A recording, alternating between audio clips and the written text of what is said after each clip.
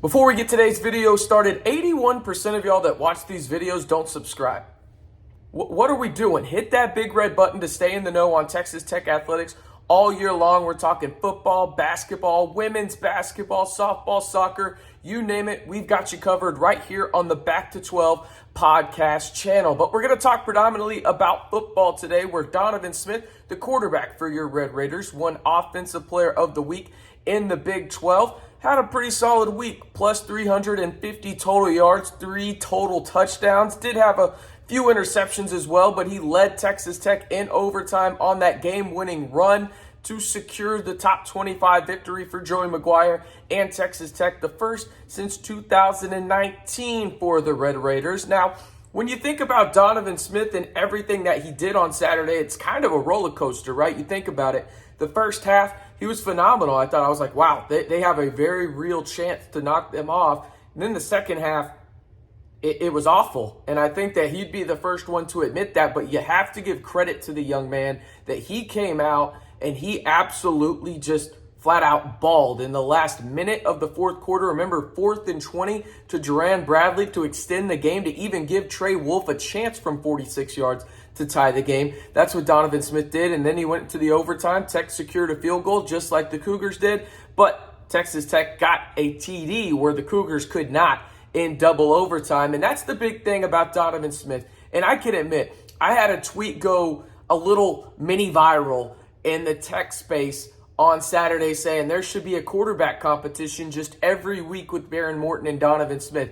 And that was premature on my part because it was before overtime, and sometimes your takes go ice cold right away, and that was one of them for me. But I think when you look at what Donovan Smith does, he does give Texas Tech the highest chance of winning games. But I will say it is going to be a roller coaster 9 times out of 10, just because he makes plays that really extend drives, but he can make a play right away that ends it. And perfect example is that pass that he had deep late in the fourth quarter where, it kind of worked like a punt, but Houston returned it to the Texas Tech 20. It really impacts the probability of winning to a high degree, but also losing to a degree. But overall, I think I like what Donovan Smith brings to the table. I wish Zach Kittley wouldn't call so many designed QB runs right out of the gate, like QB draw. Little less of those, but I think overall Donovan Smith is the guy.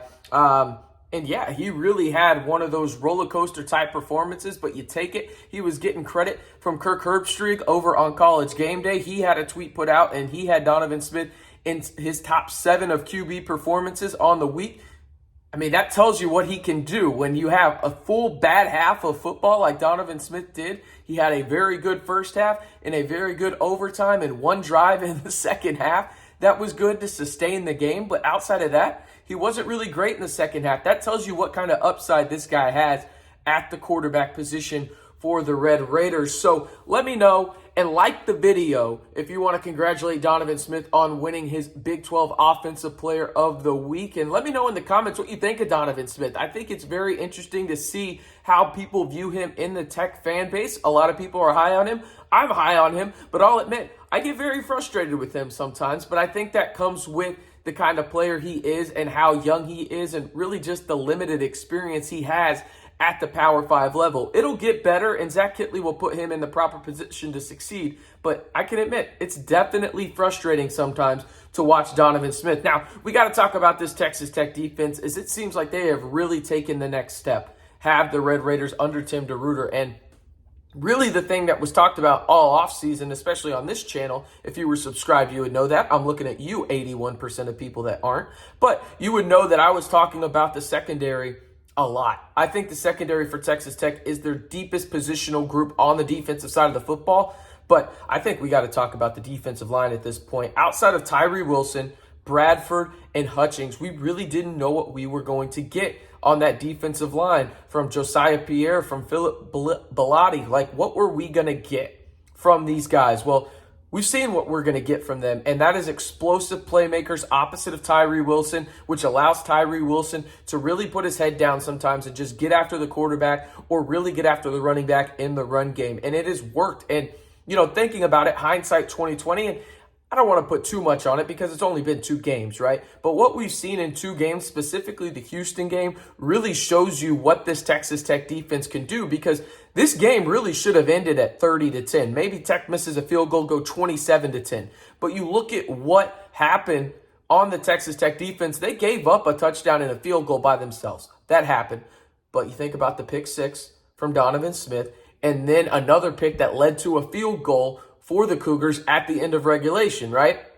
Really, Texas Tech, if they were just put in a decent position, held up all game outside of 2 drives. And that's something we haven't seen from Texas Tech on the defensive side of the football in a very long time. And I think it started on the defensive line because they were really creating a lot of pressure on Clayton Tune and really making him uncomfortable. Now, he's a guy that can roll out and throw on the run a little bit, but as I mentioned in the recap video, I mean, Houston was really only doing 4 things. Get the ball to Dell, the tank as they call him, running the football with either Tune or their running backs or a screen pass to their running backs. That was really all they were doing in the game. So you look at what Texas Tech did. They limited Houston in terms of an offense that really showed out last year with a lot of their guys returning. Clayton Tune, Dell, those are the 2 big guys for them offensively. And the Texas Tech defense, I thought, absolutely stipend the Cougars. And really were just putting a couple bad situations that resulted in points that they probably wouldn't have given up if they were just at a normal spot on the field where a defense usually comes on the field, whether that's in Houston territory or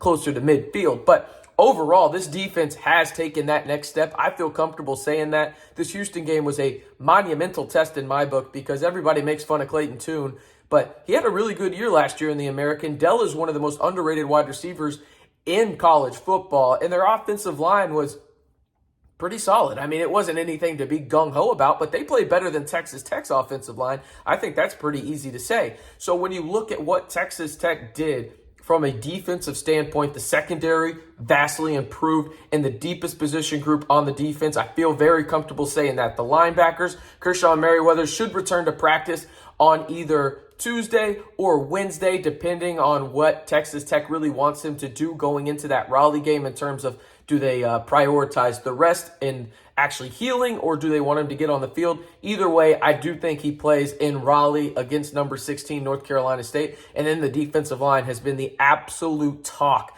of the defense because they have just been absolutely lights out. Now, speaking of Raleigh, that's where Texas Tech is obviously going to play in Week 3 against the Wolfpack, who are ranked in the top 20 according to the AP poll. Texas Tech is the underdog in this one. The line actually opened at plus 10.5 for the Red Raiders, and it skewed a little bit, waning back and forth. I saw it as high as 11 at one point, and then I saw it as low, as 8.5, but it is now, at the time of this recording, at plus 10.5. I think it's going to be interesting to see exactly where that finishes, but Lyle and I will break it all down on the podcast. That video will be coming out tomorrow, so be sure, again, to subscribe to the channel to stay in the know on everything Texas Tech athletics and to one of the best podcasts in the Texas Tech podcasting universe. Trying to make it sound like Marvel there. Hopefully do I want to be Captain America? Or do I want to be Iron Man in all this?